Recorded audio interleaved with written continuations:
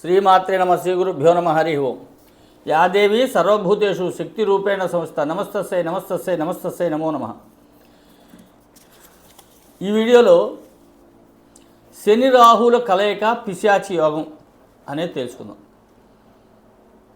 ముందుగా శని రాహువులు ప్రతి 18 సంవత్సరాలకు ఒకసారి కలుస్తుంటారు. ఎక్కడ అది ఏ రాశి అయినా అవ్వచ్చు. ఇప్పుడు మేనంలో శని రాహులు 2024, 2025లో కలుస్తున్నారు. అసలు వీళ్ళ కలయిక ఎట్లా ఉంది, కలిస్తే ఎట్లా ఉంటారు, ఎంతకాలం ఉంటారనేది చూద్దాం. 14/3/2025 పూర్వభాద్ర నక్షత్రం మేనరాశిలో సాయంత్రం 5:39కి రాహు వస్తున్నాడు. అంటే అంతకుముందు ఆల్రెడీ మేనరాశిలోనే సంచారంలో ఉన్నాడు. పూర్వభాద్ర నక్షత్రం ఉత్తరాభాద్ర నక్షత్రం నుంచి పూర్వభాద్ర 4వ పదంలోకి వచ్చాడు. 29/3/2025 శని పూర్వభాద్ర నక్షత్రంలోకి వెళ్తున్నాడు. ఇక్కడ మనం గ్రహించవలసింది ఏంటంటే రాహుకేతువులు అపసవ్యంగా తిరుగుతారు. శని క్లాక్ వైజు, రాహుకేతువులు యాంటీ క్లాక్ వైజ్ అంటారు. అట్లాగే శని కుంభంలోంచి మేనంలోకి వెళ్తున్నాడు. ఉత్తరాభాద్ర నక్షత్రంలో ఉన్నటువంటి శని పూర్వభాద్ర 4వ పాదంలోకి వస్తున్నారు. అంటే శని రాహువులు ఇద్దరు కూడా పూర్వభాద్ర నక్షత్రంలో కలుస్తున్నారు. ఎప్పటిదాకా ఉంటారు? 28/4/2025 వరకు, అంటే సుమారుగా ఒక నెల రోజుల పాటు ఇద్దరు కలిసి పూర్వభాద్ర నక్షత్రం 4వ పాదంలోనే సంచారం చేస్తారు శని రాహువులు ఇద్దరు కూడా. అయితే 29/3/2025 నుంచి 28/4/2025 వరకు శని రాహువులు ఇద్దరు ఏక నక్షత్రం, ఏక పాదం, ఏక రాశిలో కలుస్తున్నారు. అది మేన రాశి. అంతవరకు బాగానే ఉంది. 28/3/2025 నుంచి 30/3/2025 వరకు చంద్రుడు మీనరాశి సంచారం చేస్తున్నాడు. అందులో శని చంద్ర రాహులు కలిసి ఉండేటటువంటిది కేవలం 22:49 మాత్రమే. అది కూడా ఈ 22:49 అనేది కేవలం శని చంద్ర రాహులు కలిసి ఉండేది మాత్రమే. ముఖ్య గమనిక, శని చంద్ర రాహులు కలిసి ఉండేది మాత్రమే. అంటే పూర్వభాద్ర నక్షత్రంలో ఉండేటటువంటి చంద్రుడు మీనరాశి. యాక్చువల్గా శని చంద్రులు కనుక కలిసి ఉంటే అది ఒక గొప్ప యోగం. జ్యోతిష్ శాస్త్రంలో శని చంద్ర యోగం అని చెప్పి అది ఒక గొప్ప యోగం. అట్లా శని చంద్ర రాహువులు కలిస్తే పిశాచి యోగం అని చెబుతున్నారు. కానీ కొద్దిమంది ప్రాక్టికల్గా అదైతే అనుభవంలో లేదు. కేవలం చంద్ర రాహువులు కాలిస్తే మాత్రం ఆ యోగం ఖచ్చితంగా ఇంప్లిమెంట్ అవుతుంది. ఎందుకంటే క్షుద్రదేవతలకి అధిపతి రాహు, మనఃకారకుడు చంద్రుడు అవటం వలన ఈ రెండు కలిగి వలన శని చంద్ర రాహువులు మాత్రమే కలిసి ఉండటం వలన ఈ యోగం కంప్లీట్గా ఇంప్లిమెంట్ అవుతుంది. అయితే ఇది ఒక్కోసారి అమావాస్య పౌర్ణమిలో దీని యొక్క ప్రభావం ఎక్కువగా చూపించవచ్చు. లేదా ఇంకా మిగతా గ్రహాల సమ్మేళనం వలన జీవితం మొత్తం కూడా పిచ్చివాడిగా ఉండొచ్చు. దాన్ని మనం ఒక్కసారిగా క్యాలిక్యులేట్ చేయడానికి కుదరదు. అయితే ఈ శని చంద్ర యోగంలో అద్భుతమైనటువంటి రాజయోగాన్ని ఇచ్చేటటువంటి వాళ్ళు శని చంద్రులు. ఇక్కడ విశేషం ఏంటంటే శని చంద్ర రాహులు ముగ్గురు కలిసి ఒకే నక్షత్రం, ఒకే పాదంలో 22 గంటలు ఉంటున్నారు సుమారుగా. కాబట్టి ఈ యోగం ఇంప్లిమెంటేషన్ అవుతుందా అంటే అవ్వదు. ఎందుకంటే ఇంకా మిగతా గ్రహాలు కూడా అక్కడ ఉన్నాయి ఆ సమయానికి.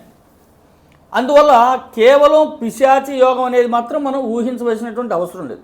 అట్లాగే ఈ గ్రహాలు అసలు ఏ ఏ రాశులకి అనుకూలిస్తాయి, అనుకూలించవనేది కూడా తెలుసుకుందాం. ముఖ్యంగా చూసుకున్నట్టయితే ఈ గ్రహాలన్నీ కూడా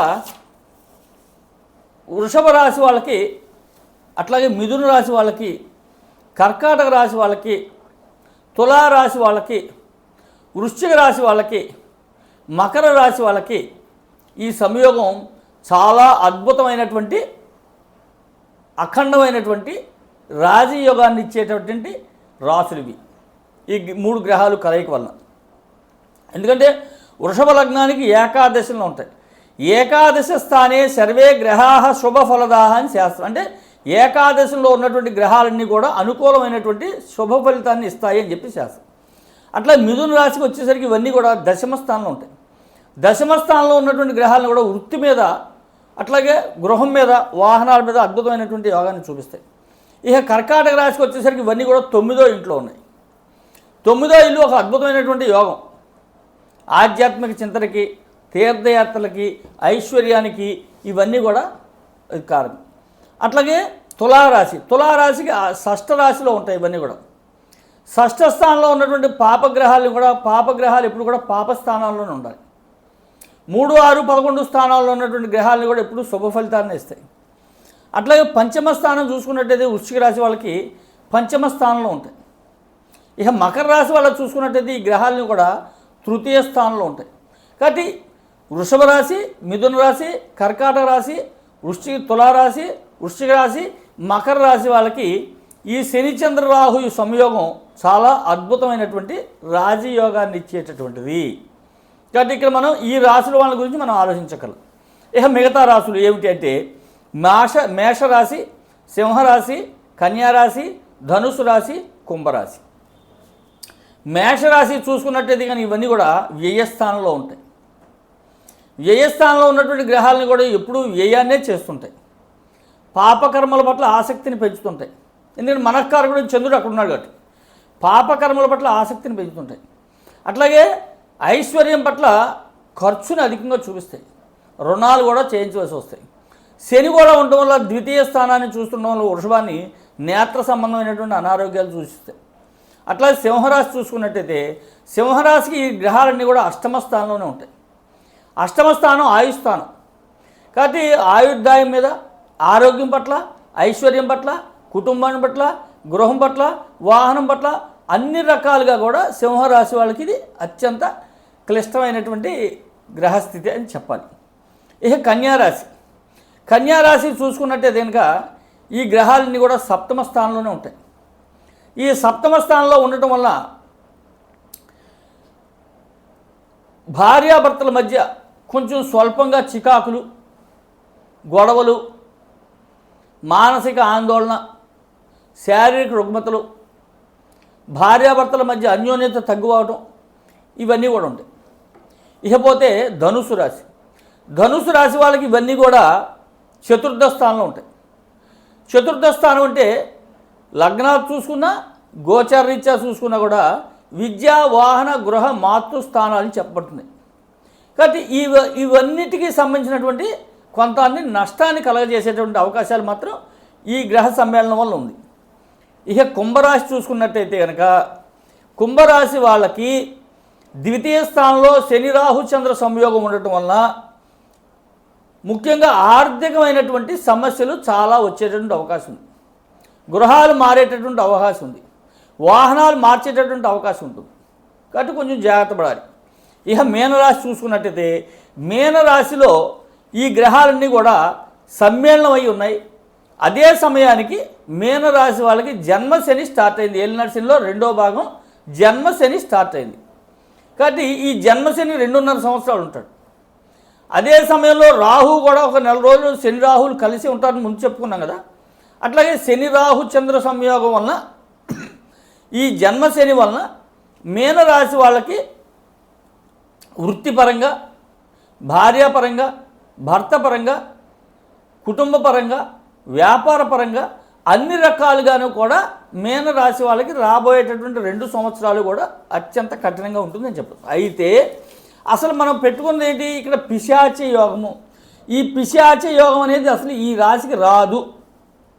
ఎందుకంటే తృతీయంలో గురుడు బలీయుడిగా ఉన్నాడు. రాశ్యాధిపతి అయినటువంటి గురుడు తృతీయంలో బలీయుడిగా ఉన్నాడు. అట్లాగే బుద్ధిస్థానమైనటువంటి మీనానికి బుద్ధిస్థానమైనటువంటి పంచమ స్థానంలో కుజుడు ఉన్నాడు. కాబట్టి ఎక్కడ చూసుకున్నప్పటికీ కూడా ఈ పిశాచగ్రస్త యోగం అనేది లేదు. దీని గురించి అధైర్యపడవలసిన అవసరం లేదు. అసలు ఈ వీడియో ఎందుకు చేస్తుందంటే గత 2-3 రోజులుగా సోషల్ మీడియాలో ఈ పిశాచి యోగం గురించి వస్తుంది. అసలు వాస్తవంగా పిశాచి యోగం ఉందా లేదా, ఇదంతా కూడా మీనరాశి వాళ్ళకి వర్తిస్తుందని చెప్తున్నాను. కాబట్టి మీనరాశి వాళ్ళకి కానీ ఏ రాశులకి కూడా ఈ పిశాచి యోగం అనేది వర్తిస్తుంది.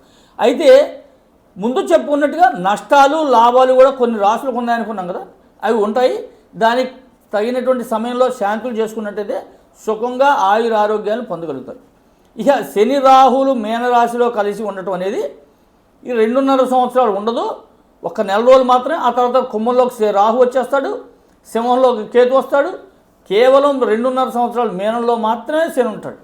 మిగతా గ్రహాలను అక్కడ ఉన్నటువంటి రవి బుధ శుక్రులు అన్నీ కూడా నెల రోజులు ఉండే గ్రహాలే కాబట్టి ఒంటరిగానే మీనంలో శని సంచారం ఉంటుంది. ఈ ఒంటరిగా మీనంలో శని సంచారం ఉండటం వల్ల వచ్చేటటువంటి నష్టాలు ఏం లేవు. ఇది మీనరాశి వాళ్ళకి జన్మ శనిగా ఉంటుంది కాబట్టి మీనరాశి వాళ్ళకి, అట్లా మేషరాశి వాళ్ళకి వ్యయంలో శని కాబట్టి, సింహరాశి వాళ్ళకి అష్టమంలో శని కాబట్టి, కన్యారాశి వాళ్ళకి సప్తమంలో శని కాబట్టి, ధనుసు రాశి వాళ్ళకి చతుర్థంలో శని కాబట్టి ఈ రాశులు వాళ్ళకి మాత్రం శని యొక్క ప్రభావం అత్యధికంగా ఉంటుంది.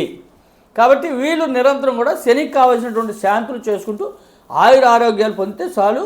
ఇది పిశాచి యోగం అనేది లేదు.